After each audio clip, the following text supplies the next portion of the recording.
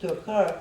So, given my passion of working with industrial byproducts, and given that we work with modified steel slag, which is considered an industrial byproduct, we need to have two different permits, just to make it a little bit more complicated. So we need to obtain beneficial use determination permit for the use of particular material in water filtration. And after that, we need to obtain general use permit for the actual design, for your technology, for your product. So you get the picture why we have no full-scale systems in United States. Since November 2010 and 2011, I started working on these permits in 2009 with no financial support whatsoever. Being very patient with various governmental organizations, because in every state, like in Vermont, if you're asking for a permit for a beneficial use permit, it will be Solid Waste Management Department. In Virginia, it will be Department of Environmental Quality. If you're asking for residential wastewater treatment permit in Virginia, it will be Department of Health. In Vermont, it will be some other. So it takes really time to learn in this bureaucratic system who is doing what in different states. So I'm really proud to say that we did actually manage to get quite a number of permits in Vermont in January 2011. We got in Chesapeake Bay in Pennsylvania and Ohio. We are now testing, you will see several systems as the best management practice for phosphorus pollution control. We are doing quite a lot of septic systems for residential on-site systems phosphorus upgrade in Virginia, North Carolina, and just 2 days before I came to Europe, we got ours for Vermont, where I applied for about 22 months ago, but it happened finally. And this is just a small picture to give you some idea of how our products look like. So for agricultural runoff treatment, we have different kind of products, but basically if you're going for a tile drain, which is a really big concern in the United States, we're going for a tile drain phosphorus reduction, we will have like cartridge-based systems that is replaceable, and then depending really on what U.S. Department of Agriculture wants from us and farmers' desires, we can design them to have lifespan anything from like 3 to 5 years or longer, depending on what we're asked to do. And the other type are, they look very similar to traditional on-site wastewater treatment system. This would be for barnyard runoff downstream for different application. And in United States, we have slightly different configuration of septic systems. We have septic tank, and then we have long spaces, and we have something called drainage field. So the water is dispersed through the pipes to the nearest stream, and it's all buried in soil. So for me, in order to get a permit for residential wastewater treatment, I was asked by the government to place my system between the drainage field and between the drain field and septic tank. So it's slightly different configuration. And internationally, we got general use permit in Taiwan and in Brazil, and it's much, much easier to go very far, to go to the moon, to get a permit for a system. And actually, the only reason why I managed to get permits in United States is because I got one in Taiwan. I went with this data to the government, and then they saw that they looked at the results and started considering like some permits. So this is just now a few pictures about various applications we were doing. This one was installed in December 2011 at temperature of -22. My students really liked me, but this is what happened. And again, you really have to be very patient and to know how to communicate with people, because nobody in their normal mind would build something of this size. It's like, 3 meters tall, and I mean, look at this concrete. Imagine the cost. The cost of each piece was like $3,000. But the government of Vermont said, okay, this is the first system of its kind for cheese effluent treatment. Cheese production is very important in Vermont, so we are not going to let you to just like excavate the basin, put a liner and put your material and have it simple for $2,000. You have to raise like $15,000 to build a monster and then use the ladder to climb up, which is very convenient for sampling over ice. But this was our system, and so for the other thing I had to do for the government to understand, I had to run the system on the beginning in two different time periods. In the first one, we have here number of pore volumes passed through the system, and on the left-hand side we have the average concentration. And on the left-hand side, we ran 3 pore volumes per day. I wanted to show the worst possible scenario and why there is so much importance in design of the systems, that it's not as simple as taking some filtration material, digging a hole and dumping it in. So you really have to prove every step, despite 10 previous years of research and everything that has been proved in the past.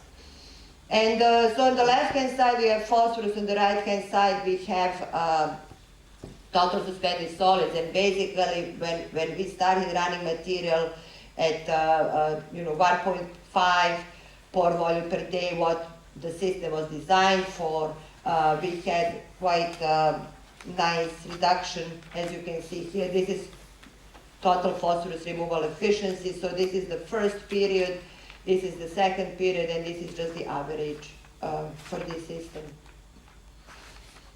So that is one example. They are not in chronological order. In 2010, I had a small grant from Environmental Protection Agency, and this was the situation when they asked us to test phosphorid cartridge-based system for agricultural tile drain treatment. And so these are just like north side and south side. It's 300 cows dairy, and it's 300 acres of land. It's a huge site, and this is me talking to the farmer, and here you can see tile drain, and you can see the amount of algae in a ditch. And this is us discussing where to place the system. And of course, farmer had no idea. They only knew that the drainage network was placed like 5 years earlier, but where it was, why there are 2 pipes. It was hard to get that information.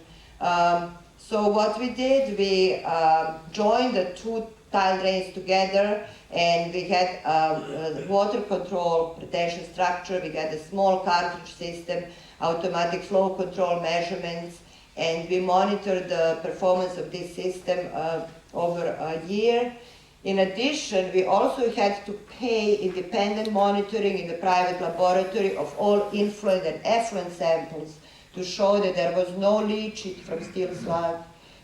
In United States, they're particularly concerned with chromium, not with other. I mean, we also do other metals, but we had to do complete. So it was really hard because, again, when you hire the independent lab to do experiments, to do independent water quality monitoring, it costs a lot of money.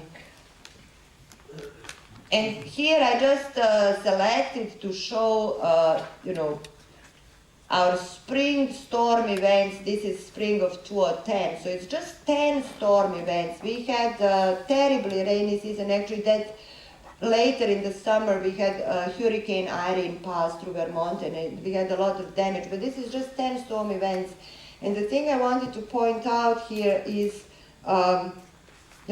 critical dissolved phosphorus concentration for incipient eutrophication are about 0.1 to 0.2 milligram per liter in running water, and 0.05 to 0.01 in still water. And we basically exceeded, this is tile outlet phosphorus concentration average. We basically exceeded that. If you look at the cumulative mass load in the tile drain of 9 grams, this is 9 grams just from cumulative, just from 10 storm events. And we have about 26 per year in Vermont. 1 gram of phosphate phosphorus promotes growth of 100 grams of algae. So this just gives you the idea, and I must say that this experiment was placed on, it was heavy clay soil. So it was probably, we may not have such concentrations of phosphorus if we had sandy loam or different type of soil. And we managed to achieve 71% reduction in that one filter, but it was not really designed so much according to the peak flow. It was designed to what we could do for the amount of money and to please people who ask us to do the project.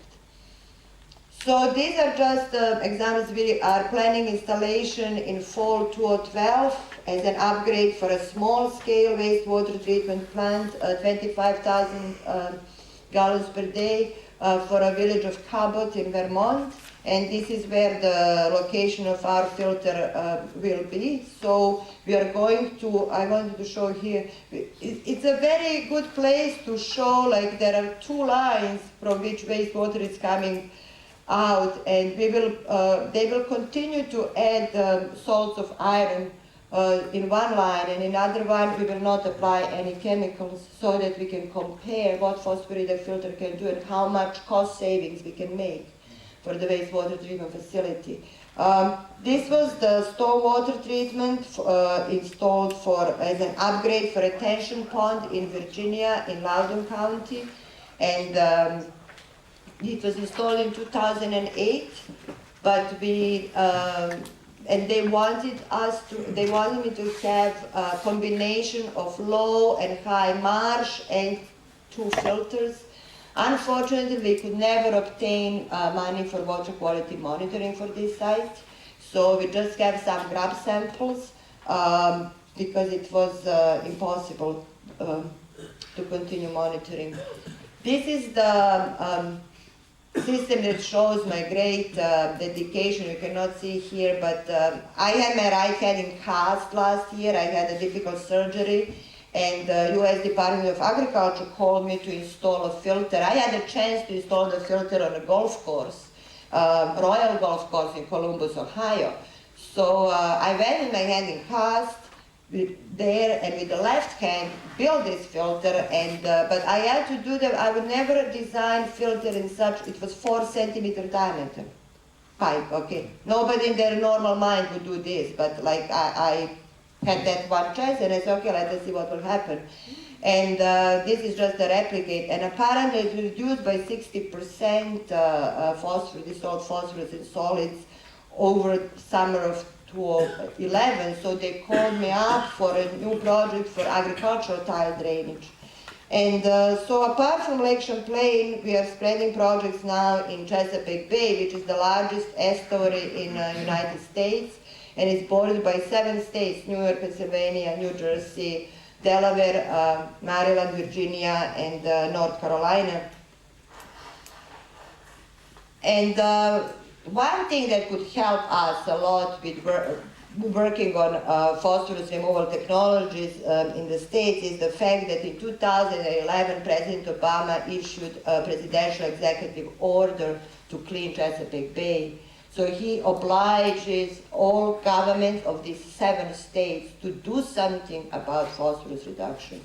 So far, they just made a program to identify sources as if we don't know the sources. But there is no any movement on any kind of regulatory requirements or setting any discharge requirements for residential wastewater or for agriculture or any other use. But at least there are some movements, and as a result, I was invited by U.S. Department of Agriculture to Pennsylvania to design first phosphoridec filter system on this farm in Lancaster County in Pennsylvania. And we are basically taking, this is Amish land, and they have a very special way of farming the land. And so I love going there, it's like going to 18th century. So you can get this runoff, down to the stream. This is like different angle farmers there. And we are going to install the filter on 18th of May, actually, is installation date, as soon as I go back to Canada and United States. And this is the septic system upgrade plant project. We will have one in North Carolina and one in Vermont in May and June 2012. So it's just to show it to you, because in this particular situation, we really have very nice land to put our phosphoridec filter, and then drainage side